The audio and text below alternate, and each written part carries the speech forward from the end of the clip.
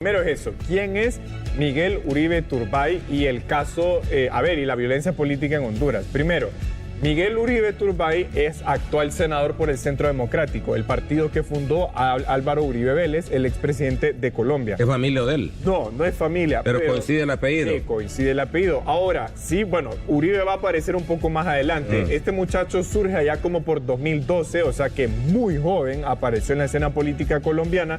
Él se graduó de una maestría en Harvard, estudió en la Universidad de los Andes allá en Colombia. Primero él fue elegido concejal allá en Bogotá y luego lo agarra un alcalde bogotano allá en 2016 como secretario de gobierno. Ya ahí él da el salto a configurarse como una figura política relevante.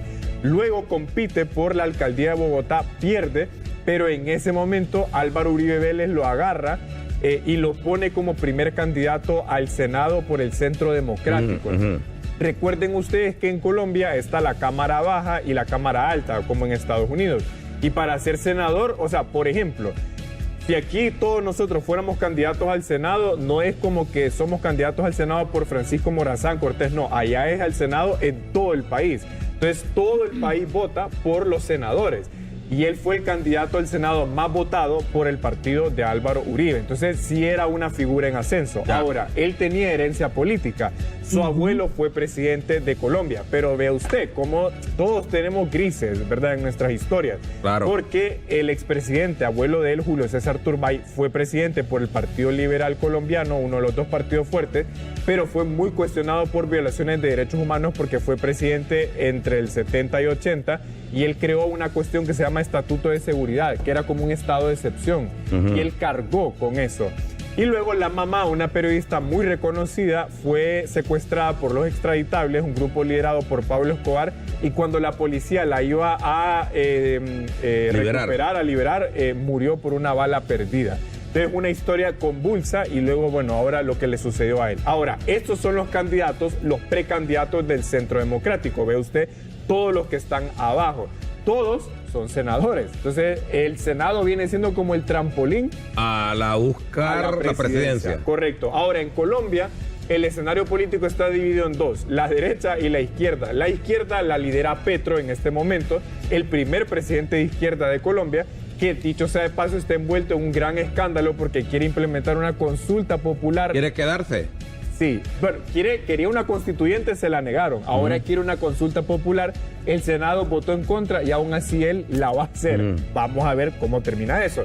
Todo esto en el contexto que el otro año son las elecciones presidenciales y legislativas. Por eso es que el Centro Democrático, liderado por Álvaro Uribe Vélez, estaba en busca de su precandidato, entre los cuales está Miguel Uribe. Ok.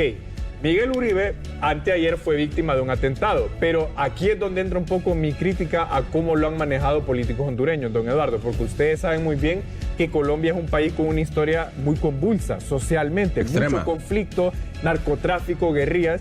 Vea usted en pantalla, aparte de Miguel Uribe, bueno, usted identifica a Luis Carlos Galán, candidato presidencial del Partido Liberal, asesinado en 1989.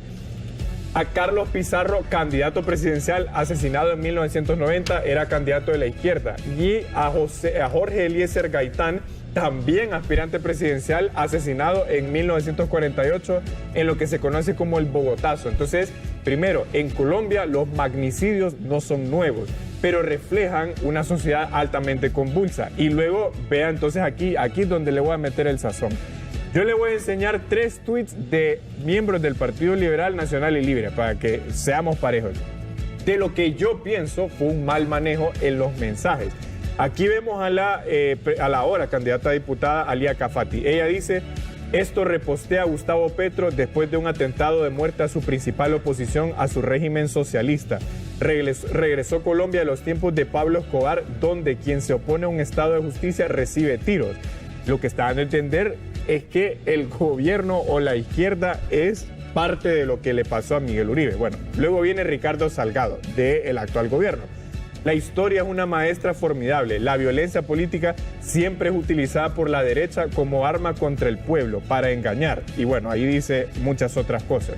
Y por último, al actual candidato a diputado Gilbert Beltrán. Ayer regresé de Colombia y los miembros de los partidos opositores me advirtieron que la desesperación de la izquierda ante su imposibilidad de ganar la siguiente elección presidencial en mayo los podría llevar a tomar acciones impensables. Entonces, ¿cuál es el mensaje que yo quiero dejar hoy? Primero, que no debemos caer en ese tipo de mensajes que, si bien se refieren a lo que pasó en Colombia, pero usted sabe que Honduras también es una sociedad conflictiva. Ejemplo de esto, bueno, y de hecho esta es una candidata presidencial de la derecha que también responsabiliza directamente a Petro. Usted ve que dice, hay un responsable político que se llama Gustavo Petro. Y honestamente, mi punto de vista es que en este tipo de momentos eso no ayuda. Sí, eso no ayuda para nada a resolver un problema, y además en un momento en que una persona está luchando por su vida. Ok, vea usted, cuando yo hablo de que Colombia es una sociedad convulsa, según el gobierno de Colombia, usted sabe que Juan Manuel Santos promovió todo este proceso de paz.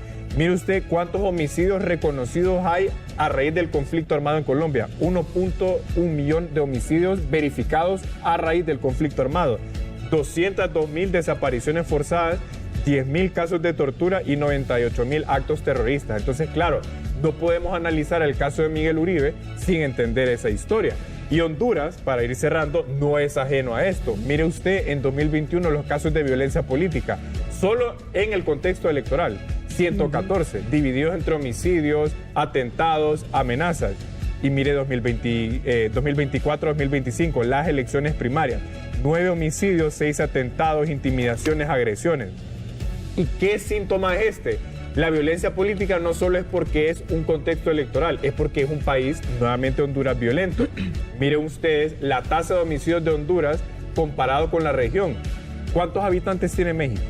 Bueno, México tiene más de 120 millones. Ok, nosotros tenemos alrededor de 9-10 millones. Y si esta es la tasa por cada 100.000 habitantes, nosotros tenemos una tasa más grande con una población que mucho menos. Toda la región. Correcto. Entonces, ¿a qué voy? Que para hablar de casos así, tenemos que estar conscientes de lo que esto significa en una sociedad que es violenta, política y socialmente.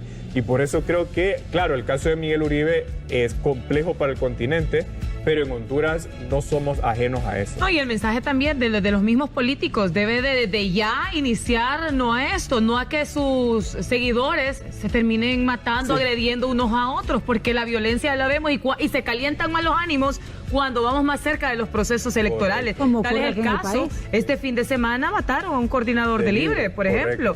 Entonces, eso es lo que se debe de evitar. Pero no sería una razón política, aquí fue un hecho aislado según se dio a conocer. Ya vamos a seguir con este tema, pero a propósito, Rafa,